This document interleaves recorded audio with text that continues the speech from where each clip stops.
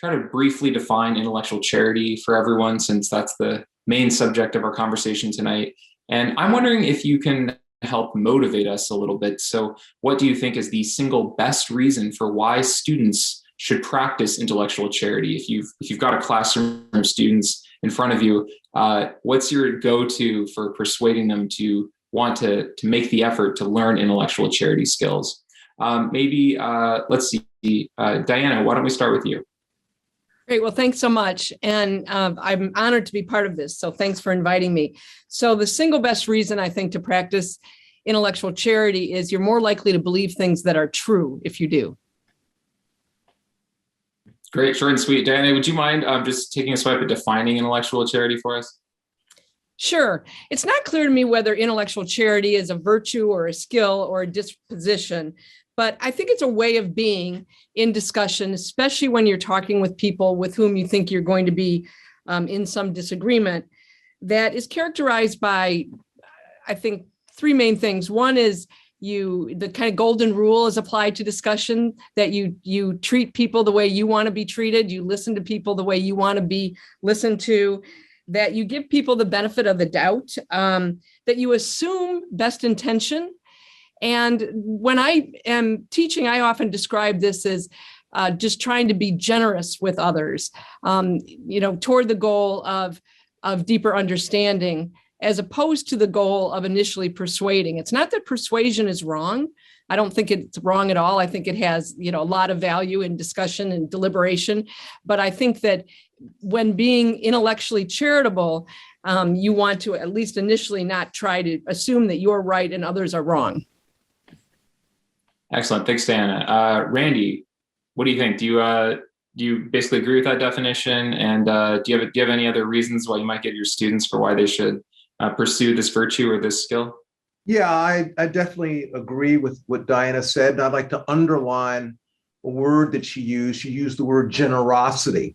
I think it's charity, intellectual charity means having a generous attitude with the people who you're talking with, who you're trying to learn from and learn with. So it's giving the benefit of the doubt. It's giving space to people to present themselves. It's giving space to people to present themselves, the best version of themselves. It's also giving space to people to revise themselves in light of discussion. So again, I think it's having a generous disposition towards folks. And I would say that one reason it's good to have this generous disposition is because communication is very difficult. We often, even if we think we know something, or even if we have an idea, it's very difficult to get it out cogently. And so there's a lot of misunderstanding. And it's useful to spend some time to try to really understand what another person is trying to say, and to give them birth, give them space. And again, sort of be aware that all communication is difficult, that we misspeak, we misunderstand. And therefore, it's a good thing to give people the leeway to misspeak and to help them understand themselves better. But all of that presupposes a certain amount of generosity. And again, one last thing, and this picks up again on what Diana said, we are presupposing that we're talking about a setting in which we really are trying to learn. And so that presupposes collaboration as opposed to some other sort of, it presupposes collaboration as opposed to, for instance, warfare.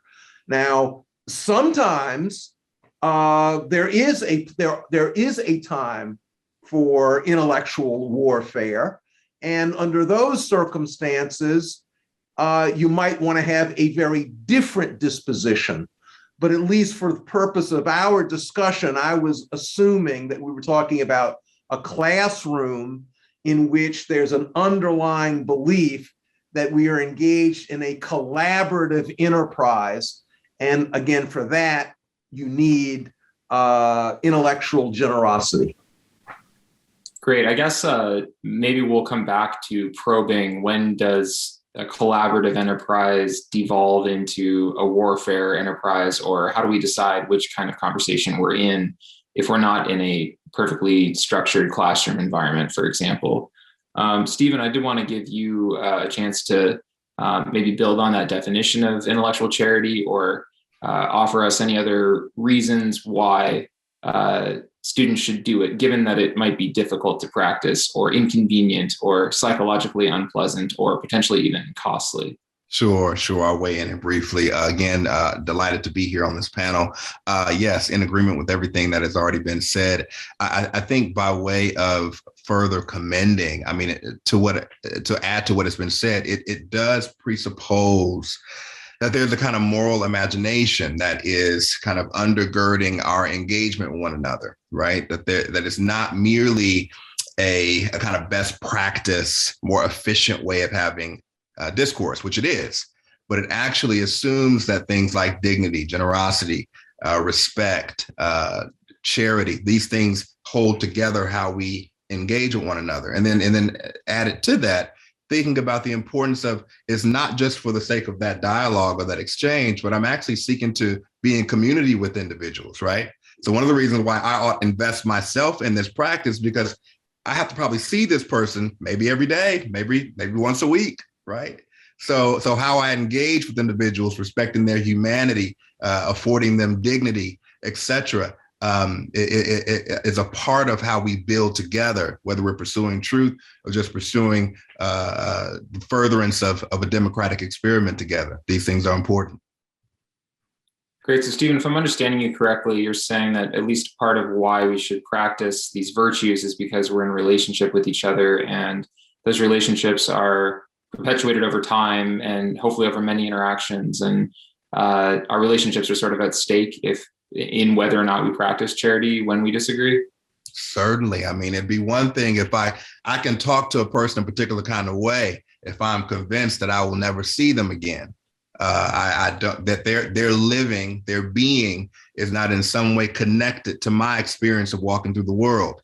Unfortunately, well, not unfortunately, but really fortunately, because I think we're actually created to be relational beings. But because of that, the way I engage with an individual says something about my own humanity, their humanity, and us walking through the world together as humans, trying to live justly and love one another.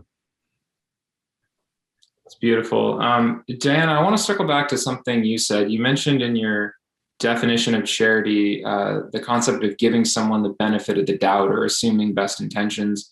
That's something that we've also talked about a little bit at Thinkeranalytix when we put things to educators. And the objection often comes up, yeah, but a lot of time people don't have best intentions. And sometimes, people are trolling, or our interlocutors are not always in good faith. And this gets a little bit to what Randy was saying about, kind of a warfare context.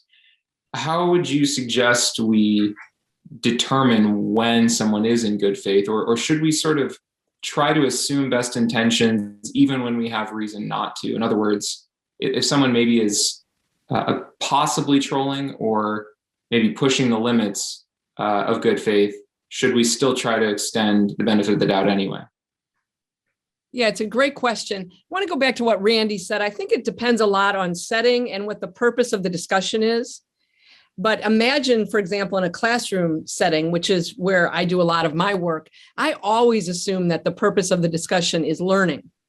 And I don't assume that the purpose of the discussion is intellectual warfare. And I work hard to help others believe that is true as well. And so one reason I think to give people the benefit of the doubt is if you do, they're more likely to give you the benefit of the doubt. And I also think that just the act of giving somebody the benefit of the doubt causes you to listen differently than it does when you just assume a priori that that person is not to be trusted, or that person is going to say something that is not truthful. So, I do think people kind of live up to our expectations.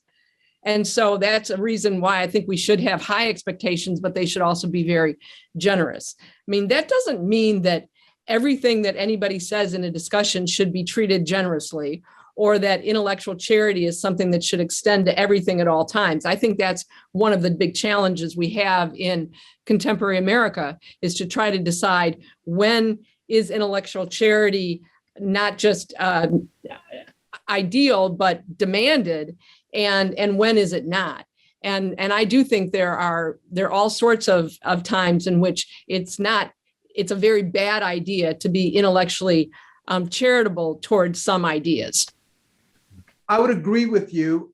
Again, though, it's hard to ferret out what someone's intentions are. So it's hard to know if somebody is acting in bad faith. And so one question is, in a situation where it's ambiguous, what should one do? Yeah. And in the face of ambiguity, it seems to me, why not, especially in a learning environment, why not have as the default position the generous attitude? I'm going to assume, now it may be that I'm making the wrong assumption, but I'm going to assume that you are acting in good faith and that you are engaged with me in a collaboration. Even if we're in disagreement, we are collaborators in trying to get to the truth, trying to get to, push our minds to a higher level. There's another reason why it seems to me one might want to, even in the face of ambiguity, give somebody the benefit of the doubt. And that's because, intentions can change. Mm-hmm. I mean, somebody might actually come to the setting in bad faith as a sort of warrior, but then if you act towards them in a certain way, it's possible that they might change. And again, it seems to me we should give the broadest berth possible to other people.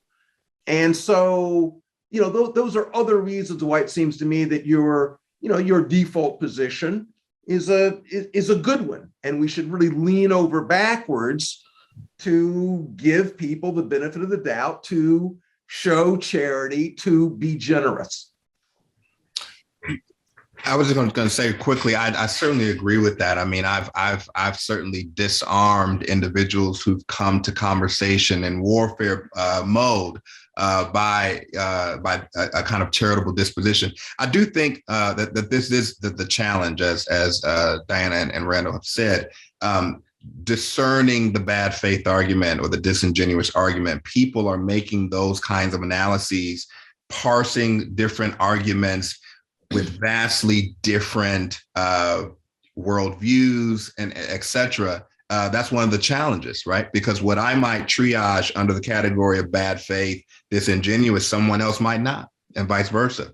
So we have people responding differently, categorizing particular arguments, ideas differently than others. Is really causing this kind of challenge and crises really at this point of discerning different types of arguments. And so, as has already been said, I think the charitable approach is probably the best disposition that you go into. And in many ways, you don't divert from that disposition until you really have to, right? I'm going to at every turn give this argument, this individual, benefit of the doubt until I am hard pressed to do otherwise. I think is a good standard.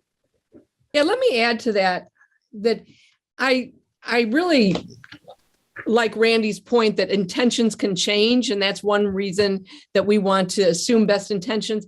But it's also by assuming best intentions, we are more likely to change. Mm-hmm. If I assume that what somebody says, they're saying because they believe it to be true, it's warranted in some way, there's something about it that has value, then I'm just more likely dispositionally to be open to that. Yeah. And I think that the hardest part of all of this is not so much getting other people to change, it's getting ourselves to change, especially when we are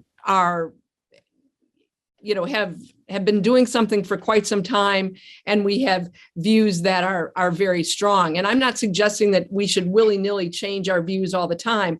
But one of the things I think is wrong with American politics is we criticize politicians for changing their mind, as if that's some kind of sin, instead of saying that changing your mind is often evidence of learning. And if that's not a good thing for politicians, then we're really in trouble. Certainly. So many things I want to pick up on. I do think it might be helpful for our listeners if we can give some concrete examples of topics or views or arguments or perspectives where they may be kind of borderline cases. I realize it's often heavily context dependent, right? The context of the relationship. Are we in a classroom? Are we on the Twitter sphere? Where are we? But let's imagine we're in a classroom. Just for the sake of the discussion for now, I'm wondering if any of you could give us an example of a view or a claim that you think many of your students would find offensive, or they would disagree with strongly, or they would at least have trouble extending charity towards, which you think nevertheless should be discussed in good faith, or maybe an example of a time in a classroom when a student voiced a view that other students really wanted to struggle to extend charity toward. And it might also be helpful if you could maybe give us an example of a view that you think is over the line, right? Or a closed issue or something that we need not be generous toward, just to help maybe kind of feel out the territory here between, where the gray area is and where the no-fly zone is. I'd pitch that to any of you. I teach courses on race relations law. And in that setting, there are a number of topics that come up that I think that some people would view as, some people would want to sort of close the door on certain arguments. So, affirmative action. Now, it's a very contentious issue in American society, obviously, but in some precincts, in some classes, I think for somebody to say, hey, I'm against affirmative action. In fact, I don't even call it affirmative action. I call it reverse discrimination. That's certainly going to generate some eye rolls. It's going to generate some buzz. And there are going to be some people who would even take the position that such a statement is, let's say, racially insensitive or racist. In my view, and I've been pro-affirmative action for all of my adult life, and written in favor of affirmative action. In my view, of course, that point of view should be discussed. And by the way, what's the best argument for that point of view? I see no difficulty, no problem at all in fully airing that. But in some places, it does cause a problem. In some places, if you think about the internment of people of Japanese ancestry in World War II, I think in some places to make the argument that what the United States government did then was justifiable, I think that would cause a real ruckus.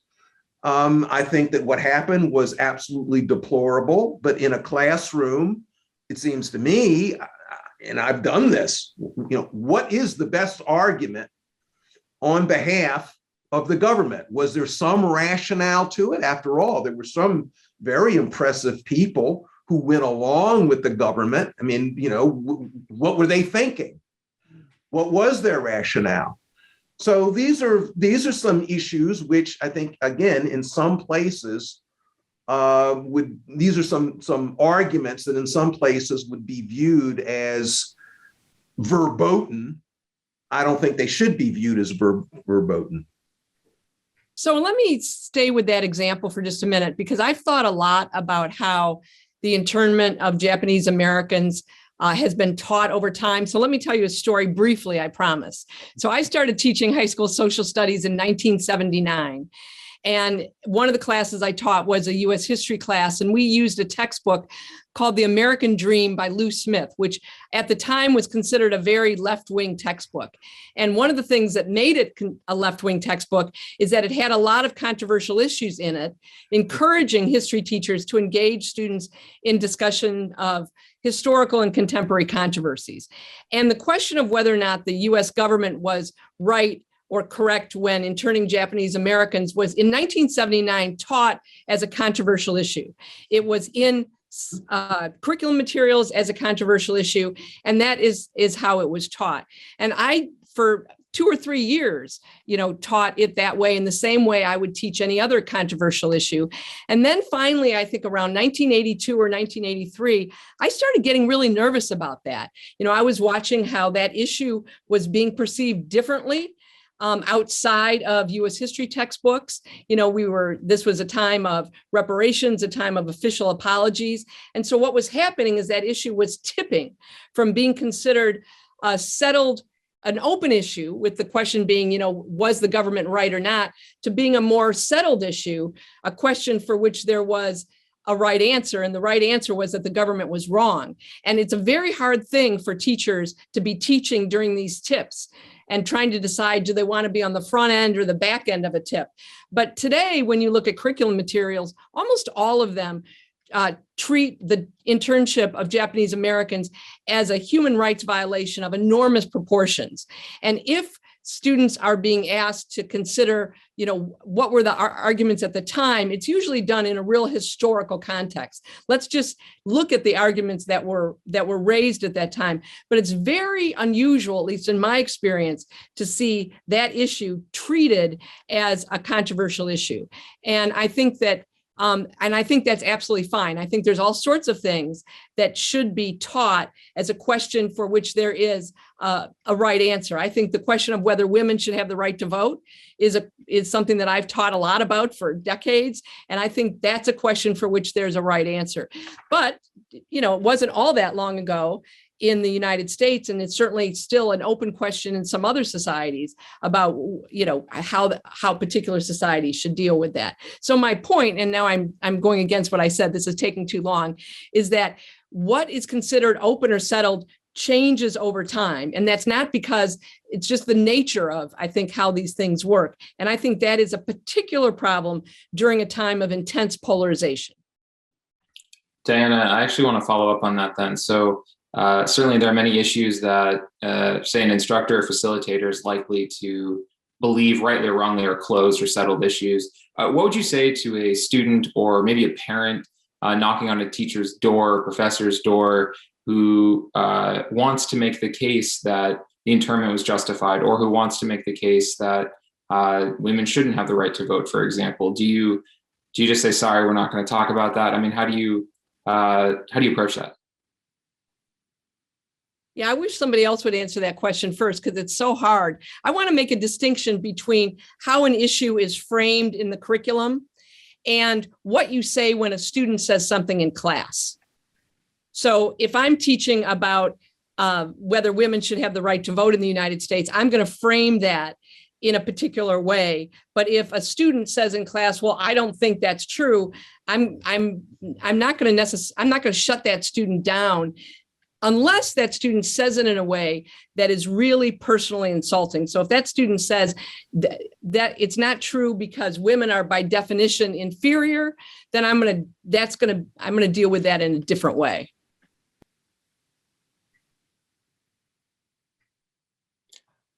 Stephen, in your teaching or in your personal interactions, would you be willing to give us an example of something that you think is a view or an argument that maybe you think is unpopular or potentially controversial that nevertheless should be discussed in good faith? And maybe an example of a view or claim that you think is beyond the pale? Sure. And I think this is the difficult question to answer. And I'm going to take the paradigm that Diana just laid out about as someone who teaches American religious history. The mid-19th century, as the country was on the kind of eve of the Civil War, Harriet Beecher Stowe wrote a text called Uncle Tom's Cabin, which accomplished a complexity of things kind of instilled certain ultimately unhelpful stereotypes about African Americans, et cetera. But at the time, it ironically sensitized individuals in the North to the plight of Blacks in slavery in the South. By undergirding people's conception of the institution with the kind of harsh, personal exercise that it was for the enslaved. At the same time, in response to that text, there was literature that followed that was we call now anti-Tom literature, which was seeking to, in many ways, try to argue against what was the kind of reaction to Stowe's work, trying to argue that the institution of slavery was benevolent, it accomplished positive things for the enslaved, et cetera. And so you had this kind of debate going on in the 19th century with these kind of literary texts. That's a particular historical inquiry into that conversation about whether the institution of chattel slavery was or could potentially be benevolent for the enslaved, right? That's very different than someone arguing today that same premise, right? One is a historical inquiry looking at a particular context in which this is actually a live debate. Another is someone making the kind of contemporary claim, looking back on the institution with all that has happened, all the history that we've been bequeathed, and yet concluding or arguing that the institution of chattel slavery perhaps was benevolent for the enslaved, a good thing for the country, et cetera. That latter point obviously would be one that all of my students would take issue with, and rightly so. The question becomes, to your point, what does one do when in that setting and faced with that kind of argument, right? And I think that even in that scenario, as Diana said, depending on how the argument is laid out, that's very important. I've heard people say some things that I took great offense to, but they didn't say it offensively, if that makes any sense. I had a big issue with the argument, and I was going to go to work and undergirding why I had issue with the argument.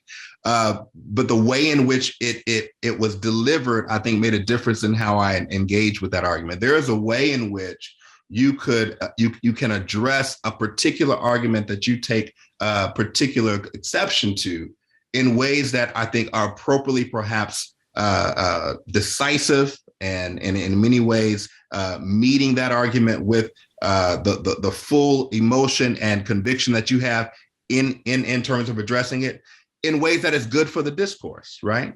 In ways that I don't think even undermines the general commitment to intellectual charity. I think it falls within that paradigm, depending on what you're talking about, how you're engaging.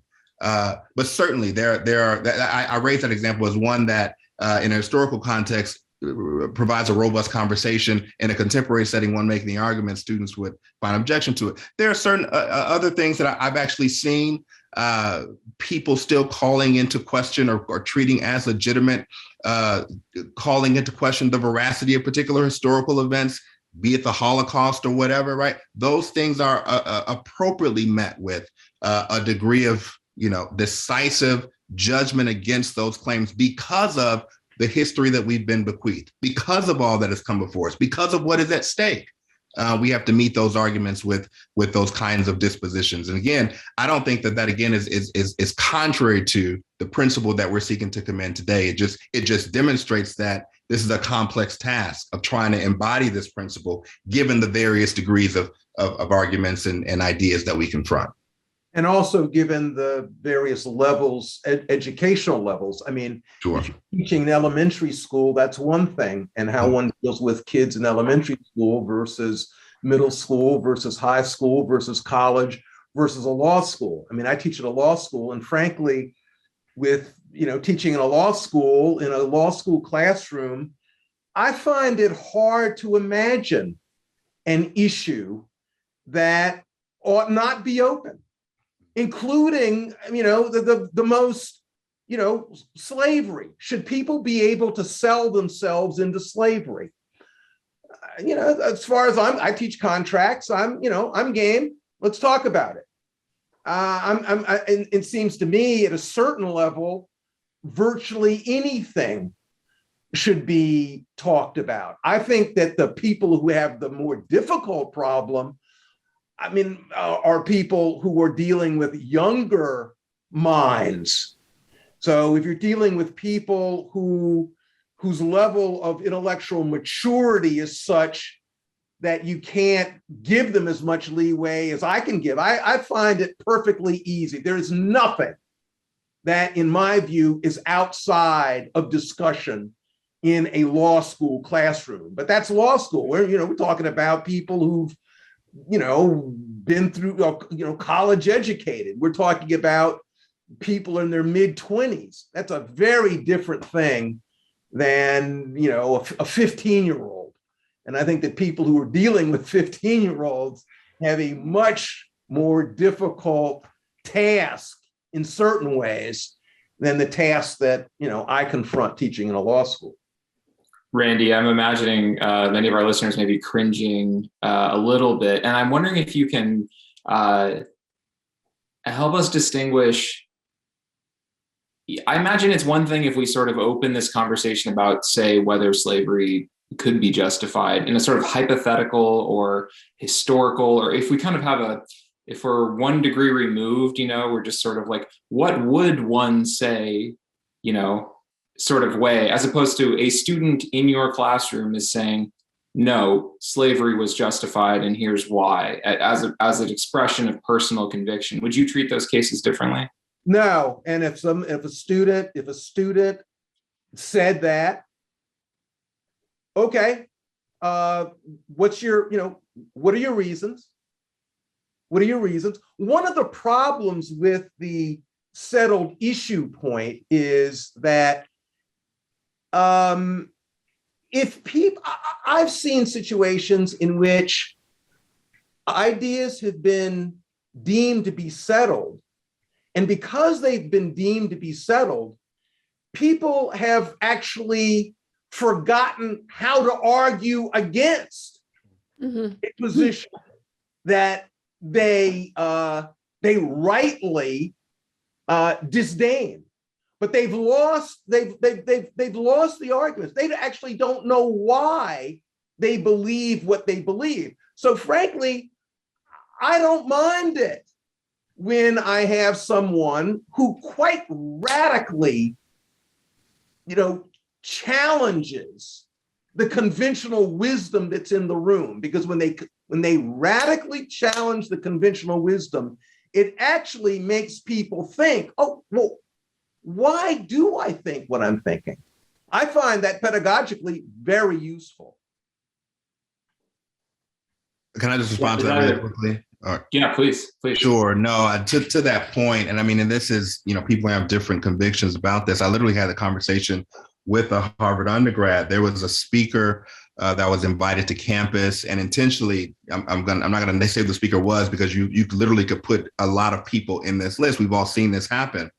And protest ensued because the ideas of this particular speaker were deemed inappropriate for college affirmation, inappropriate for platform. And in many ways, I understood those arguments, right? It was potentially giving voice to particular ideas and concepts that have had a long history of landing in particularly oppressive, et cetera, ways, right? I think that's clear. I think that's understandable. One of the things and as such, I thought that was one appropriate means of showing up and displaying your disapproval, right? So I have no problem with that. What I just wanted to offer to the student was, to Randall's point, that there's another appropriate avenue that is just as powerful, and that is allowing the person in the doors, unlock the doors, take chains off the doors, allow them to give their talk, and then do that age-old thing that we've seen in discourse and discussion. At the end of that talk, steam your way through the talk, let them raise your hand and argue against those particular ideas, right? And what I suggested was, I'm not against the protest modality at all. I'm not against it at all, but understand that don't downplay and discredit the equally powerful means of, operating. Listen to the talk, bite your tongue. During Q&A, go to work. And then perhaps have a particular effect on those ideas in the long run, to Randall's point, that has a sustaining impact, rather than this person just doesn't speak. You deliver a particular powerful message that way. You deliver an equally powerful message. This person spoke. those ideas got exposed, perhaps. I agree with what you said, and I think that one thing you should also keep in mind in the setting. Now, again, we're talking about a somewhat different setting than a classroom setting, but right. The setting that you're talking about, I would say to folks, don't forget the audience. Don't forget that there are going to be some people who show up because they're curious. So I'm with you. I think people should voice. So for instance, the people who are engaged in protest, they're expressing themselves, fine. I also think, however, don't be afraid of ideas. Do not be. Frederick Douglass was perfectly prepared to argue with people who were supporters of the slave power. He was perfectly happy to argue with them. They did not want to tangle with him. They wanted to shut him up. They wanted to gag him. He, however, was willing to argue with the proponents of the slave power. And again, it seems to me it's important for people to listen to others, even those who have ideas that you really, you despise. But it takes practice to actually master the counter arguments. And if you don't, interact with people, that is a type of mastery that you can lose. So is this go ahead, Dana. Yeah, so I think there's one of the challenging things about what to do in these situations is the distinction between listening to others and being prepared to argue forcefully, as Stephen was talking about, and I think Randy, as you're talking about. That's one thing. Inviting people into your living room is another. And I think one of the challenges on college campuses is we're focused, and rightfully so, on making sure that students and faculty and staff feel included. And I think one of the challenges is the perception that by inviting speakers in who are speaking against the very people's identity that you're trying to include, you're being complicit in that message. And I think that's a real argument. I think we should engage in that. And so, I'm, as a general rule of thumb, I think I do agree that it's really important to hear arguments and to be willing to really engage in them. Back to Stephen, your point, one of the things I realized when teaching high school is that because students had not really learned enough about slavery, that they had a hard time articulating, why slavery was wrong. They would say it was, but they couldn't really articulate it because we weren't teaching it well. And it doesn't mean that I don't think we should have been teaching it as a controversial issue, but we should have been teaching it much better than we were. And I'm including myself in that. But I do think that, when you invite someone to campus who's going to attack the very human dignity of people on that campus, it's a challenge. Yeah. And I think it's one thing to say, well, just, learn how to listen to it and learn how to argue forcefully. And that's, of course, much easier to do if you're not the person whose dignity is being attacked. I want to go in on that. Randy, go ahead. Well, Randy, you mentioned the topic of affirmative action, right? And obviously that's a somewhat fraught and controversial topic. And I'm wondering what you all would say about, I can imagine a one student thinks they're making a good faith argument against affirmative action, and another student is potentially perceiving that as a sort of identity attack or questioning whether they belong on that campus. Yeah. So what are we to make of this? What are we to make of it is this is a volatile, controversial issue. And in this classroom, we are going to learn about this issue. We are going to learn the way in which there are some people who make arguments that are pretextual and that are made in bad faith. That's part of the controversy. We're going to cover that. We're also going to cover, however, people who make arguments. You might not like them. They are made in good faith. They have a point. We're gonna study the whole thing. Now, again, that's in a classroom. Diana was just talking, there's this controversy about invitations and disinvitations. I think is much more complicated than is often perceived. So I'm a pluralist. I want it all to hang out.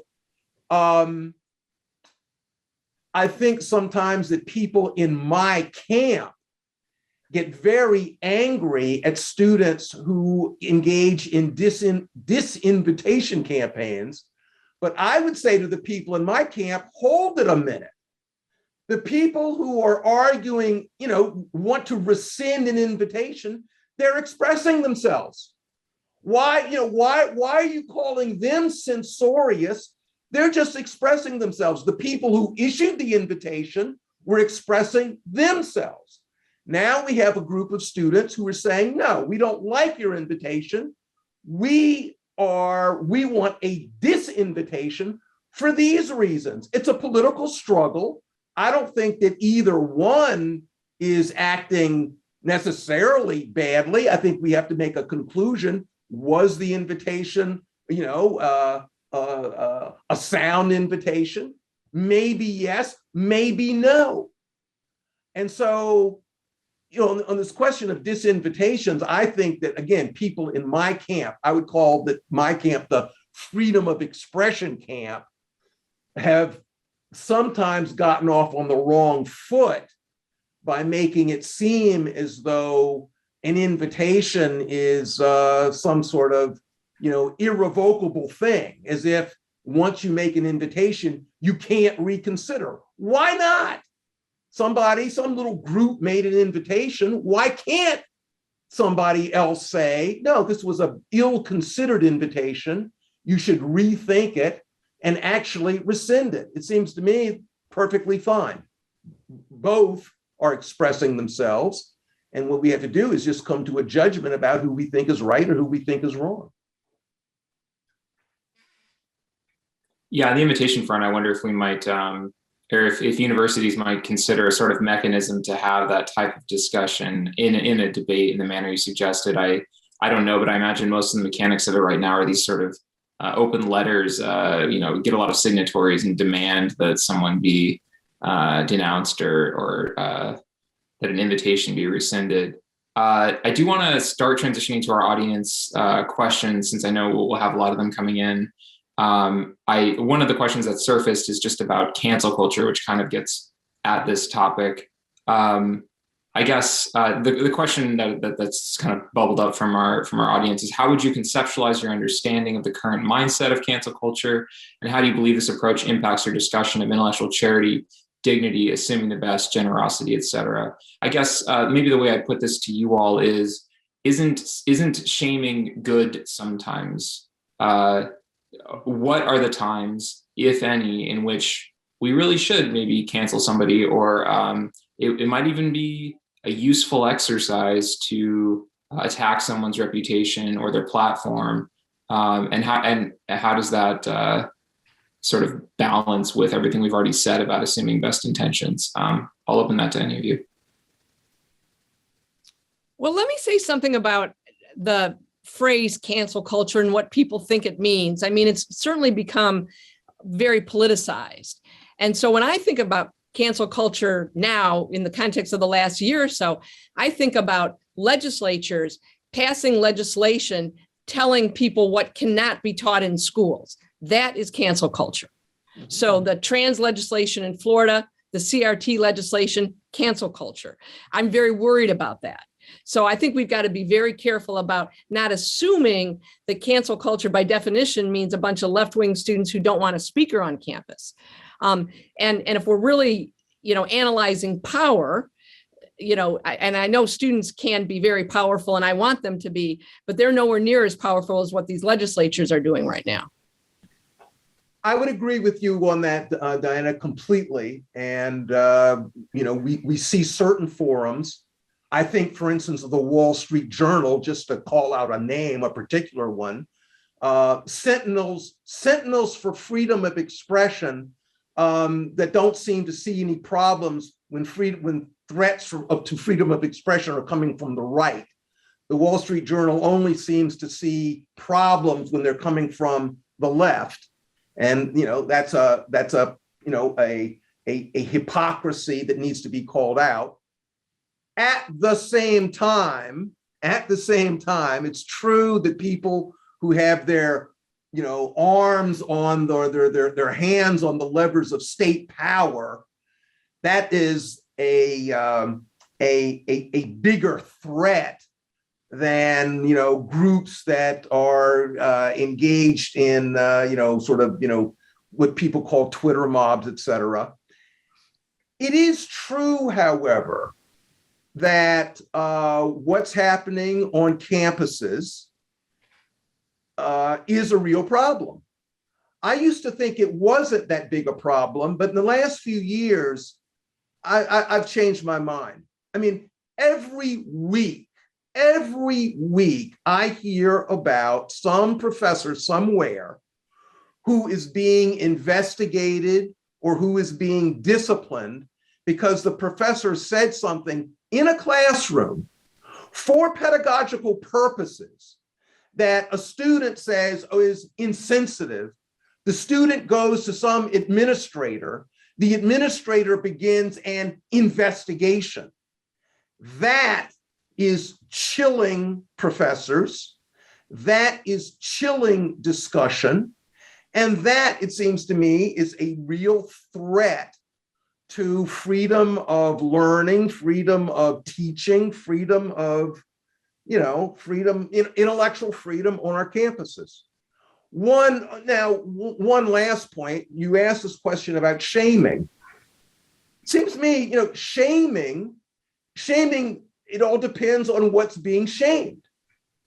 If somebody has done something that is absolutely disgraceful, is it bad to shame it? Is it bad to shame Harvey Weinstein and the ideas that animated, his misogynistic misdoings? No, shame it. Was it bad to shame Bill Cosby? No, shame it. So, ultimately, we do have to get beneath the slogans and ask ourselves, as a substantive matter, what do we think of this behavior? If we think that this behavior is really terrible, destructive, disgraceful behavior, then by all means, it should be shamed. And if somebody calls that cancel culture, fine, then I'm engaged in cancel culture then. One of the things go ahead, Stephen. Really quick, one of the things I'll bring to this conversation, because I actually agree with a lot that both of you have said, and it's true. I think the term just it can mean a variety of different things to different individuals. One of the conversations that I'm always eager to have when someone brings up the construct, the idea, cancel culture, is a conversation about perhaps being in a moment, perhaps unprecedented to many, that people are being called to account and held accountable in ways that perhaps we haven't seen heretofore, as of late, at least. That my words and my ideas that I put out in public, whether they're in a classroom setting, social media, public square, in a car when I roll my window down, right, what et cetera, I'm being held accountable in ways that are different now. I'm being held to standards of not for sake of political correctness. I'm just being held to standards of trying to be correct, right? It's like you are being held accountable for things that you are saying, ideas that you are putting out, that people are having to now engage with and reckon with publicly in ways that have effect. And I'm more interested in that conversation and what whether it's the student inquirer or whoever, what they think about that reality. Because I think that conversation actually pushes us perhaps forward in, I think, more helpful and healthy ways, right? What does it mean perhaps of us thinking fondly about a past where, well, no, I feel like I should be able to say this and there not be any repercussions. Well, why would you think that? Right? And who's on the underside of that assumption, or who has been on the underside of that assumption? And to Diana's point, if you've been in a place of power with those assumptions, well, what's the trail that you've left, right, with those assumptions? And now you having to reckon with the fact that, right, that day has now passed and we're in a new moment now. I'm very interested in that conversation. Do you think that the person who is saying something that other people view as very objectionable, and maybe one observing thinks it's objectionable, should that person be shown charity? In my view, the answer is yes. So let's suppose somebody uses a term that maybe out of ignorance, maybe out of negligence, is offensive to many people. How should one actually react to that? Yeah. What I see happening sometimes is somebody just says, oh, that is disgraceful, that's terrible, off with the head. It seems to me a better thing to do would be to say, I'm very disturbed by this. I find it objectionable. I would like to hear you explain why you said, what you think you're doing, how you're responding to my response now. It seems to me that there are a variety of ways in which one can react. And I think that some of the reactions that we are seeing on campus are actually too punitive. And one of the ironies is, I mean, I've interacted with students who, 5 days out of the week, they'll be talking about how the United States is hyper punitive, and they're right. There are too many people in prison, there are too many people in jail. We live in a hyper punitive society. And I think that they're correct. But then you let somebody say something that comes out of their mouth halfway wrong, and these very students off with their heads. And I'll say, well, hold it. Maybe the person didn't mean what they said in the way that you're perceiving it. You're taking a word and you're putting a lot in this word. I mean, maybe that's not what they really meant. And it seems to me that we should, step back, not be hyper punitive, and indeed, to go back to the basis of our, discussion, show some charity, for goodness sakes. So one thing that I find so challenging, and I'm just going to think out loud about this, which is probably not going to be that satisfying, is making a distinction between when we should be charitable, especially if we think somebody has just made a mistake. They've said something in a way that's not what they meant. And I mean, whenever people will say to me, well, let's punish that person, I'm like, well, we are supposed to be a learning institution. We presume that people can learn, which is not to say that anybody should be able to say anything in a classroom. I'm not suggesting that. But here's what I think our mega problem is in US society right now, is that we are really conflicted about what things should be shamed, because some people want to shame some things, which other people, big millions of them, believe not only should not be shamed, but should be lauded. So Randy, when you were going through your examples of Harvey Weinstein and Bill Cosby, I was like nodding my head. But here's what I wanted to say. What about January 6th? Mm-hmm. Should that be shamed in the same way Bill Cosby would be shamed when we try to violently overthrow American democracy? And if you're doing that as a teacher, and we know that you're going to have lots of students in your classes who actually don't believe that was shameful. They might not even believe it happened, right? I mean, which is kind of, interesting. So what are the criteria that we should use to decide when something should be shamed? And especially when people believe what you think should be shamed is actually true and laudable. I think what Diana is raising, just really quickly, Randall, I think what Diana is raising is it echoes a point that I tried to make earlier. This is at the intersection of this. This is a clash of worldviews, right? When I'm bringing different ideas of, you can go back, you can use basic language, the good versus the evil, righteousness, unrighteousness, right? When I'm bringing different ideas and ideals to these conversations, different worldviews that are not undergirded by the same moral presuppositions and moral imagination and moral ethics, right? They're clashing. And to the question in many ways is, and I always put it this way, how do we then maintain a kind of social contract together whereby we can pursue something collective so that this thing has a chance at existing in the future? I do think it's that critical. Mm-hmm. Because I think what's undergirding this is people, you're seeing the kind of revelation of this kind of clashing of worldviews and ideas, so that one person can look at January 6th and go, right on. The other person can look at how in the world, right? Two completely different vantage points, ideas, right? Visions, right? How can two walk together lest they agree? Right, if I can use the scripture language, but this is the problem at this particular point that we're tasked with wrestling through. I think that January 6th was absolutely shameful, and don't have any problem saying that. If I'm in a class and we're talking, and this is and January 6th is pertinent to the discussion, and there's somebody who stands up and says, hey, I thought that the people who went into the Capitol were absolutely right to do so. If we are in class, and it seems to me, role matters. Yeah.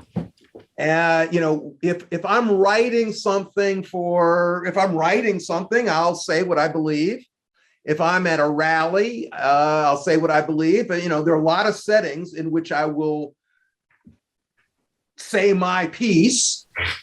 If we're in a class, question, will I tell that person to, shut up or leave the class? No, I will not. Right. I will say, okay, tell us. Tell us what's on your mind. Now, don't be conclusory about it. Don't just, I believe this and this is the way I feel. No, that's not gonna cut it. You've taken a position. I want to hear you justify your position. So, it seems to me that we really do one issue is, again, roles and settings.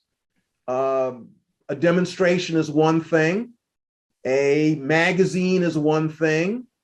What happens in a classroom, it seems to me, is a somewhat different thing. And for the classroom setting, I have a somewhat different set of expectations. And as I indicated before, classrooms differ. How one acts in third grade is maybe different than how one acts in ninth grade, and how one acts in ninth grade is different than how one acts in law school. So let me throw out a specific example that I'm really dying to hear what the two of you think about. So about 3 weeks ago, a faculty member in our School of Education reported that in a class he was teaching, a local teacher who was teaching music in a middle school, her students came to her and said, at the spring concert, so think back to your middle school 6th grade spring concert, right? At the spring concert, we want to sing a song to in honor of young people in Ukraine. Mm-hmm. And the principal of the school reportedly, and so I want to say this carefully because I'm still trying to learn more about this, but reportedly said, You can only do that if they also sing a song showing the Russian perspective. So the teacher, I think what I understand, was kind of really appalled by that. I think the students were. Do you think the principal said the right or wrong thing? I think the principal said the wrong thing. Yeah, I was gonna say I don't understand that perspective. You said a song celebrating or affirming Ukrainian kids. Yeah, I'm concerned what a counter Russian perspective on Ukrainian kids would be. It seems like there was an import of perhaps broader geopolitics that transcended the actual focus of the song that was being imported into that discussion, right? More concerned about the politics of the onlookers rather than the intentions of the individual singing the song. But yeah, I don't understand the response. So with Randall, I'm struggling. Should we be charitable to a pro-Putin perspective right now?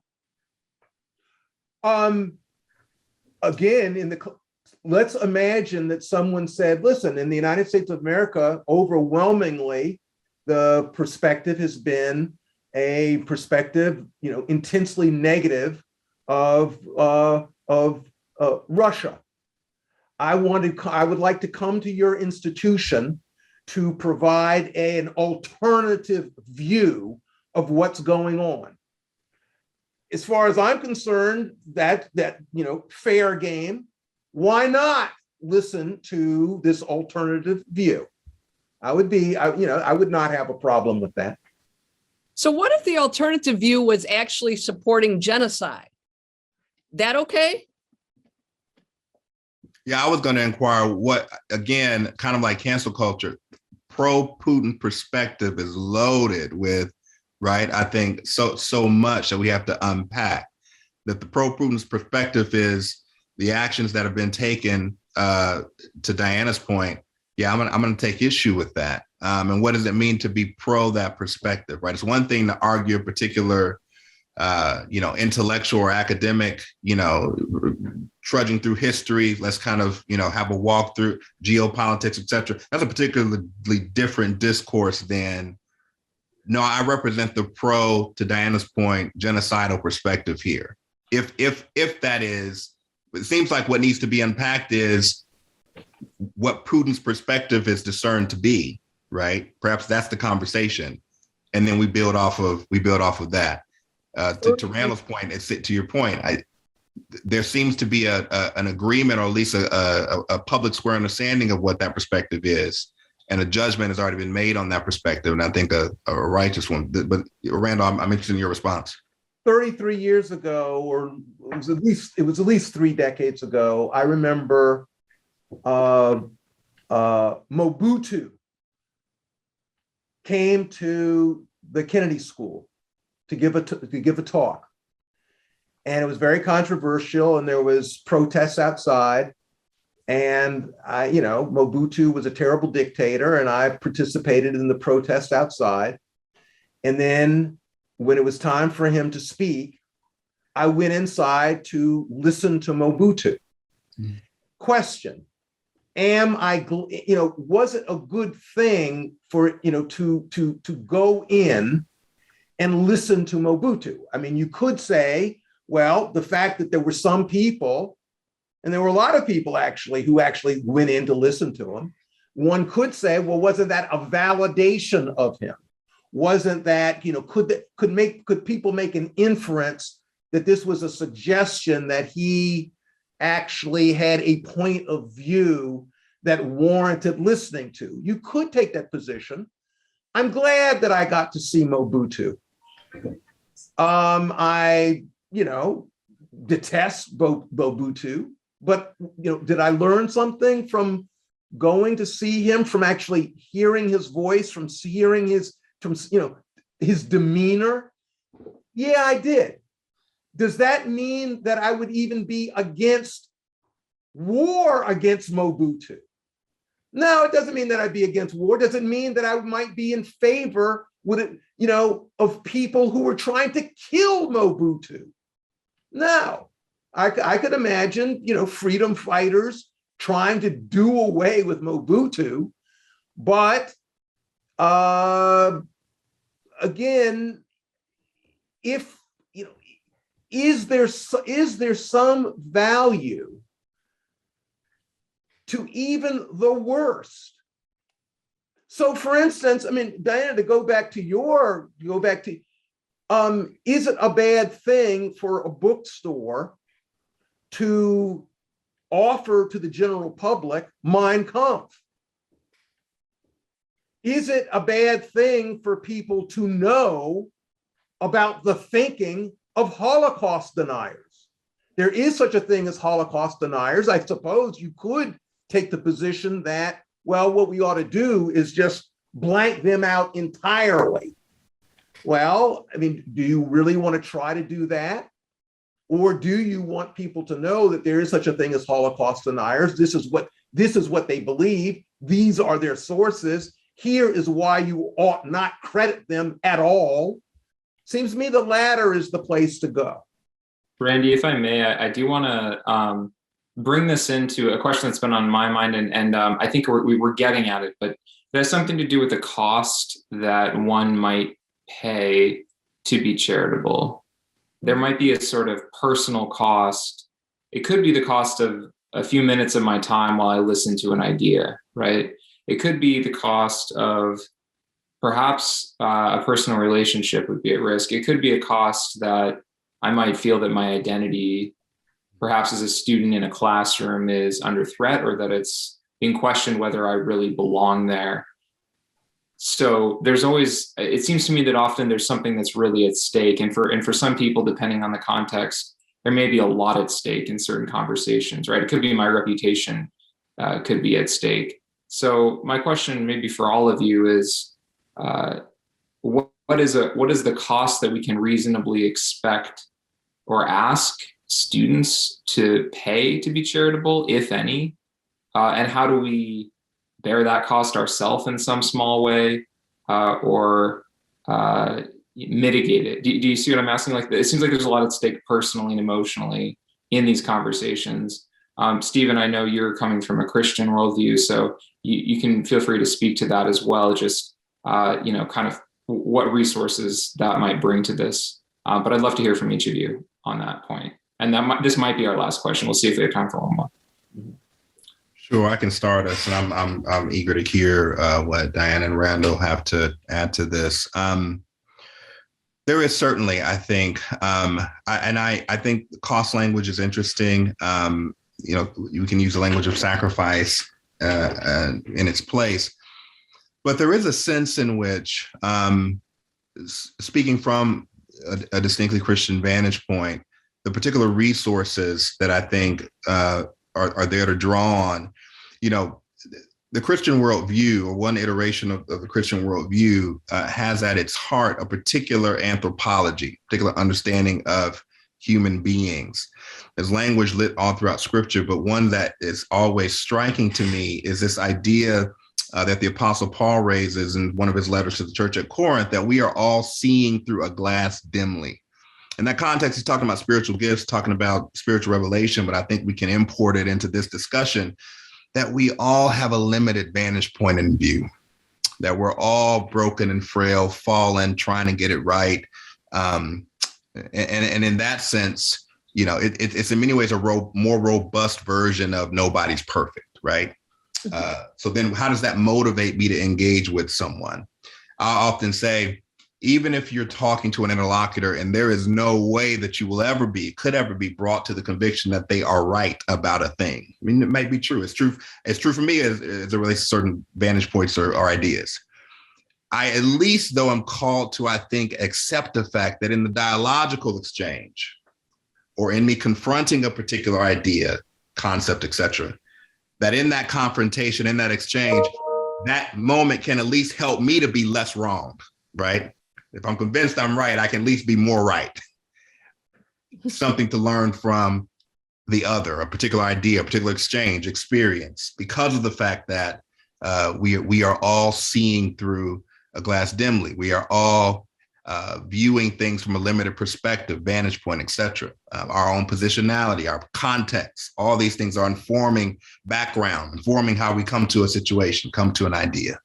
And then the other thing I'd add, and then I'll leave it at this, is there is this sense, and you see this all throughout Scripture as well. A point that comes to mind is letter to the church at Philippi, talking about the fact that part of the benefit of a particular perspective that Christian worldview is trying to bring is that it gives you the resources to be less self-interested, that I can actually sacrifice my own self-interest in a particular exchange or moment, et cetera, for the sake of putting that on a valuation on the other. Very difficult to do depending on what you're talking about. And in many ways, I might understand why someone wouldn't do that depending on an idea exchange that they're having.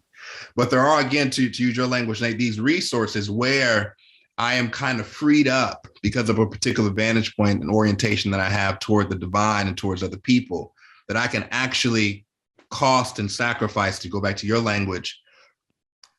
I can put your interest above my own, perhaps sometimes. Again, there are exceptions, complexities, but I have the resources to do that. That again affords me the opportunity to be charitable, and the opportunity to bear on myself those costs that might accrue because of that act of charity. But I think it begins with a place of humility, that there's always something that I could potentially learn, even if it's what not to do, from engaging the other experience and how they walk through the world. You know, I've been intrigued by some of the arguments that have been used across the country with some of this anti-history legislation or cancel culture legislation. And one of the arguments is we don't want students to feel uncomfortable in class. And I have sympathy for that. I mean, I think that it's a hard thing when you feel uncomfortable in class. And that may be one of the costs of intellectual charity, that to really be open to giving, assuming best intentions, a generous read, that's going to be discomforting because you're not being reinforced with your own view necessarily. And I think one of the things that's happened as a consequence of social media, as a consequence of people living close to people with similar political views, is we're kind of marinating in a stew of ideological sameness. So we lose the muscle to hear things that are different than what we believe. And so what we lose is we're not being affirmed, as if there's kind of a right to being affirmed. And I think that's why I think intellectual charity, I don't think it's ever been easy, but I think it's really difficult now, because we're asking, especially to come back to a classroom context, we're asking students and we're asking instructors, professors, and teachers to do something that is the antithesis of what is the norm in the world outside of school, which I would argue makes it even more important to do. Yeah. But I do think it causes genuine discomfort. And so then we have to wrestle with the question of, are there times when discomfort is actually really important, that you need discomfort to learn? And what are the limits of discomfort? And it comes back to, I think, who is in power and who's not. It's very easy for people who are in the majority in any situation to say, well, it's important to feel uncomfortable. You're going to learn a lot from it. If you're, in a classroom and you're one of 2 or 3 students of the same racial or ethnicity in that classroom, then, that feeling, that discomfort, I think, is different. So I don't think we should imagine that all these situations are same. It's much easier. The sacrifice for intellectual charity should be disproportionately borne by people with power. Nate, I think that you're right, that there are costs. And my response would be that education, like many of the good things in life, costs. There is a real cost. And very often it comes with education. It's not costless. It's not without discomfort. It's not without being impelled to reconsider things that you have taken for granted. All of those things, can really be disconcerting, maybe even discombobulating, but that's what education, real education, entails.